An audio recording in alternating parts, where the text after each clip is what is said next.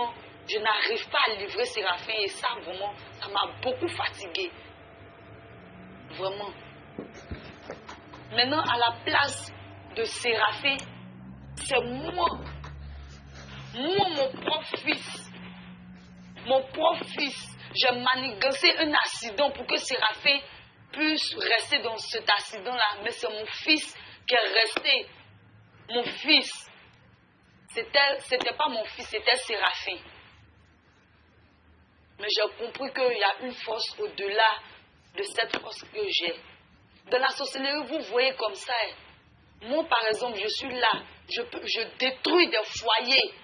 Je mets la division entre monsieur et madame. Vous voyez les jeunes filles qui se promènent, la prostitution, la drogue au niveau des jeunes garçons. J'initie aussi les enfants de 5 ans, les nouveaux-nés. Vraiment. Mais je fais tout ça. Je tue des familles pour que leurs enfants soient désemparés, sans issue, sans avenir. Mais lui, Séraphin, je n'arrive pas, avec toutes ces forces que j'ai, je n'arrive pas à atteindre Séraphin. J'ai compris une chose, Séraphin a une force au-delà de mes forces. C'est ça qui m'a remis en question. Et puis aujourd'hui, j'ai fait ma délivrance. Je veux dire tout cela à mon fils. Je voulais leur étoile, ils ne peuvent pas travailler, ils ne peuvent rien faire.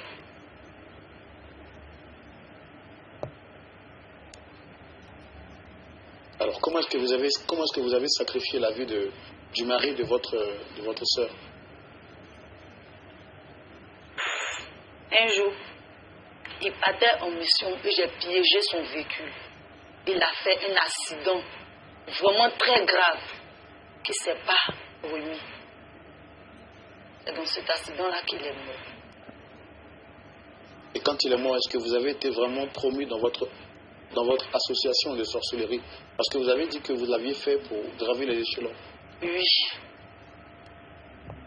J'ai monté des grades. C'est pour cela qu'ils m'ont demandé 2 autres personnes encore. Et quand vous êtes monté des grades, qu'est-ce qu'on vous a donné dans le monde spirituel? Vous aviez quoi exactement? J'avais eu des pouvoirs pour commander des vies, pour diriger des vies, pour voler les étoiles de d'autres personnes.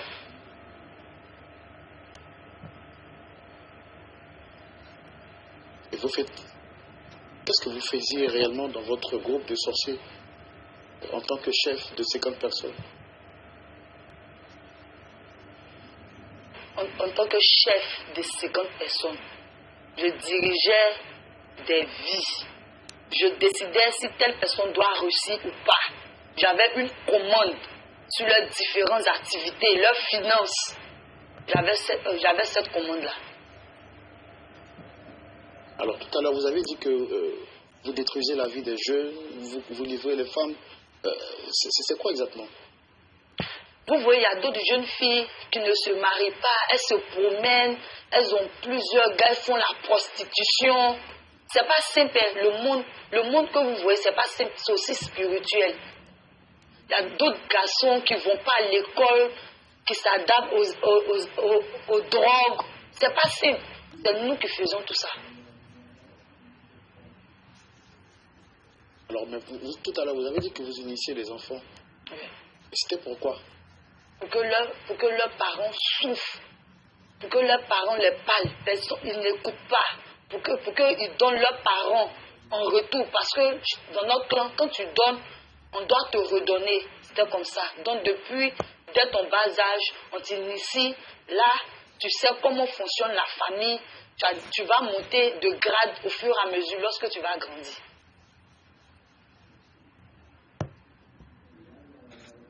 Et vous avez dit que vous avez tenté de tuer votre neveu. Séraphin. Ouais. Et vous avez échoué. Plusieurs fois. Qu'est-ce qui se passait à chaque fois que vous tentiez, vous essayez de porter atteinte à sa vie? Lorsque je prépare, je manigance des choses, Il y a une protection autour de Séraphin. Vraiment, je ne comprenais pas. Quelque chose venait, et puis il ne tombe pas dans notre piège. Il y a d'autres, souvent même, pourtant moi je suis très forte. On me louait même pour aller tuer d'autres personnes. Mais Séraphin, lui, je n'arrivais pas. Il y a une protection autour de lui, franchement. Je n'arrive pas à comprendre. C'est là que j'ai su que sa force est au-delà de ma force. Alors, vous avez dit qu'il y a 1 an de cela que vous êtes converti. Qu'est-ce qui a réellement motivé votre conversion? Est-ce que c'est le fait que vous aviez échoué sur Séraphin? Ou je ne sais pas, qu'est-ce qui a réellement changé votre cœur pour que vous abandonniez la sorcellerie et vous donniez réellement au Seigneur Jésus? C'est lorsque la dernière tentative de tuer Séraphin et moi-même, mon propre fils, est resté dans cet accident-là. Si on veut voir nous, c'est grâce à Séraphin. J'ai compris que, parce que Séraphin, depuis son bas âge, il était vraiment chrétien. Il partait à l'église, on partait tous, mais lui, sa foi était vraiment, vraiment solide. C'est là que j'ai compris que je dois laisser tout ça et m'attacher réellement au Seigneur. Parce que Séraphin, il est beaucoup attaché au Seigneur. Alors, vous avez expliqué comment est-ce que vous avez tué le père de Séraphin. Comment est-ce que vous avez pu réussir à détruire la vie de la mère de Séraphin et de son frère jumeau? On partait tous à l'église, mais ils n'avaient pas la foi.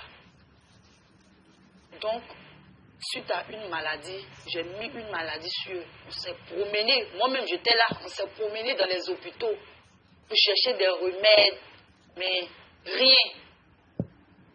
Parce qu'ils n'avaient pas cette protection que Séraphin a là.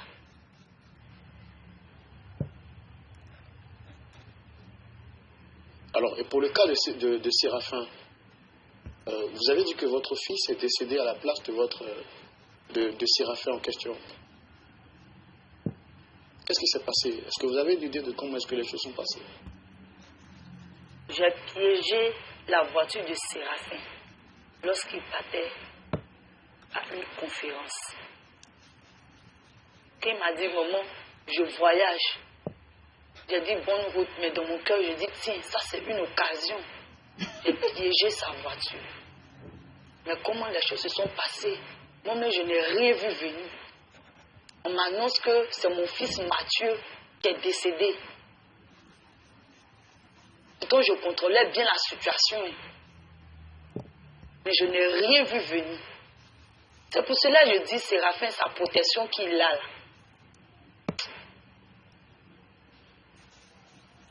Et c'est ça qui a motivé votre conversion. Parce que vous vous êtes rendu compte que le Dieu de Séraphin est plus fort que vous. Et là, vous voulez le voir aujourd'hui pour lui dire ça et lui demander pardon. Sincèrement, pardon. Parce que je regrette. J'étais vraiment aveuglé. Très chers téléspectateurs, il y a des histoires